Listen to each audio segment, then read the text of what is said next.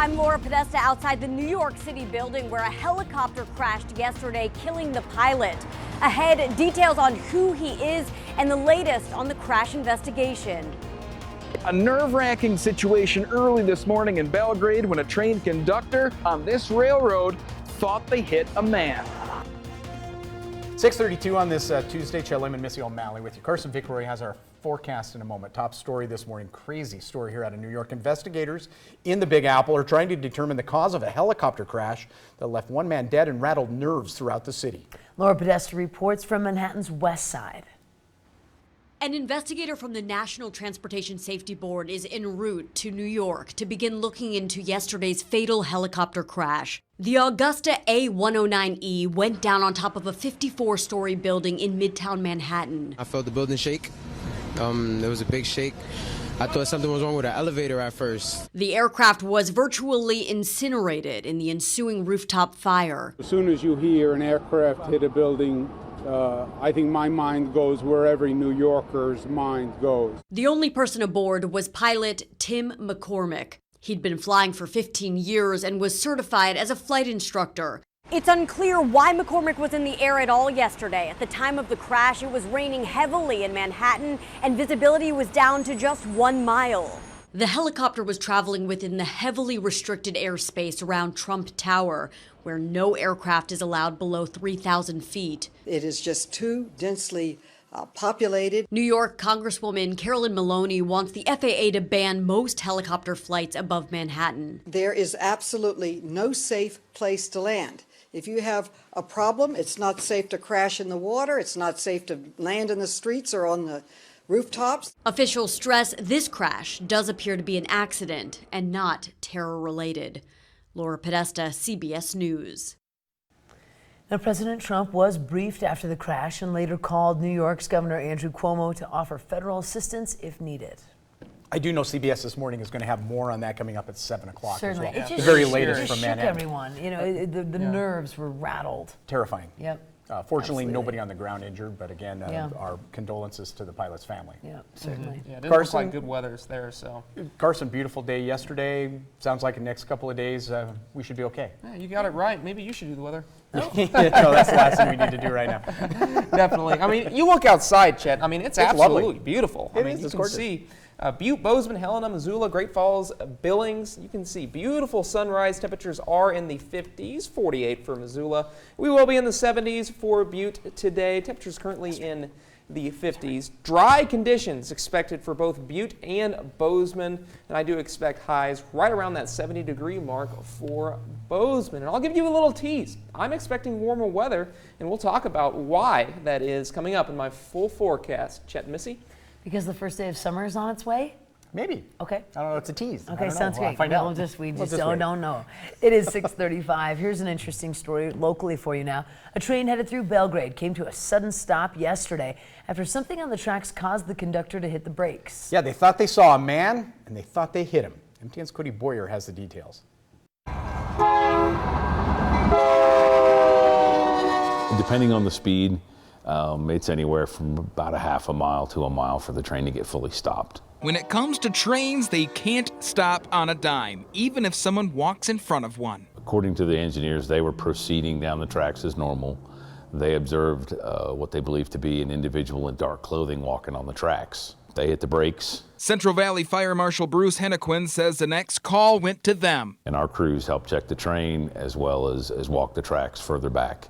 And nobody located an individual either on the tracks or on the side of the tracks. Crews combed from Thorpe Road to Jackrabbit Lane. After over an hour, there was no sign of any person ever being there. Once they finished, they got back in touch with the engineers and said, we don't see a reason why you can't move forward. But usually the railroad will send one of their supervisors out and we'll just make sure. Where I am now is over that 25-foot distance away from the track that is required by law. Montana Railing says they take that very seriously for a reason.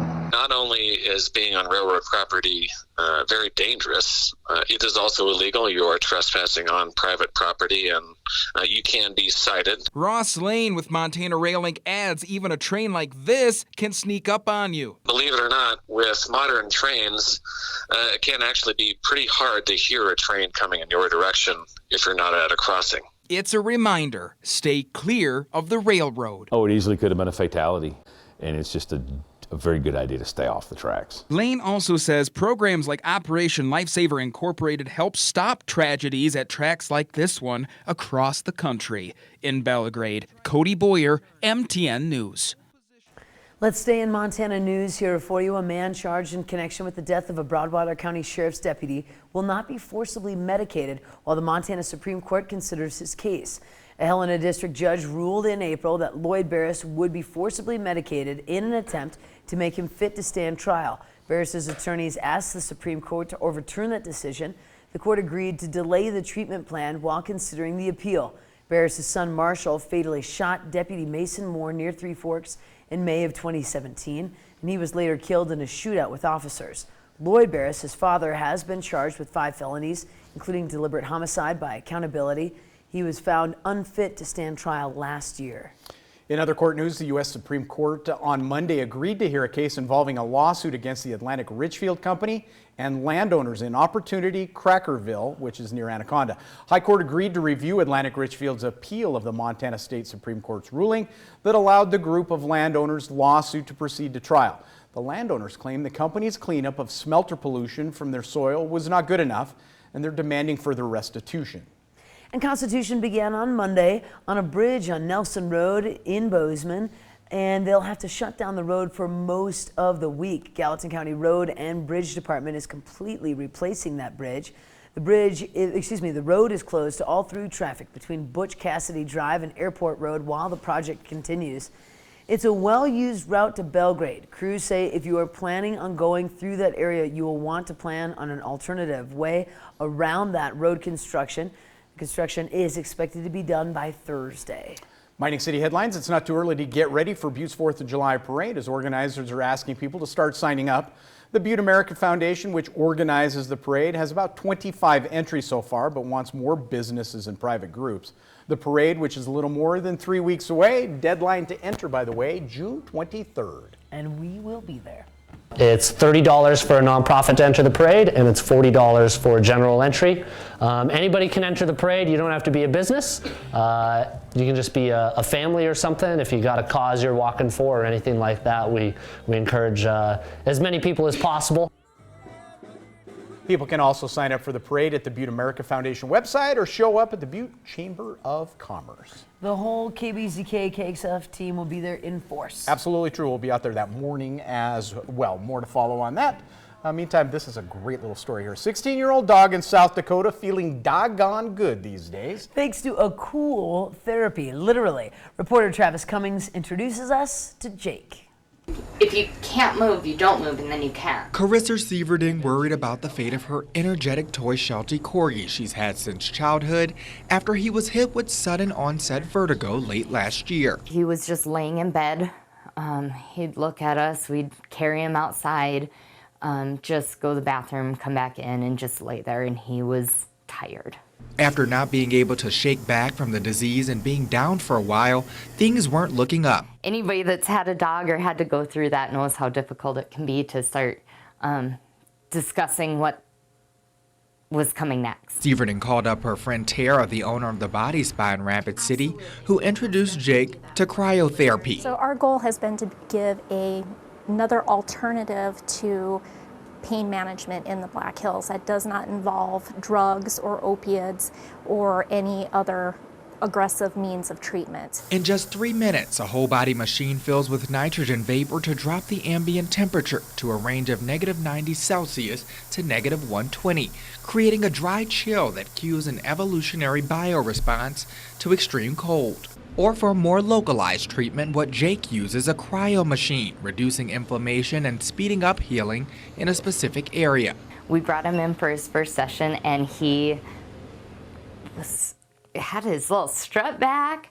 When he shook out afterwards, his body shake went all the way through his hips. Going so far as to shrink a tumor on Jake's leg, the Body Spa says dogs are just one type of patient.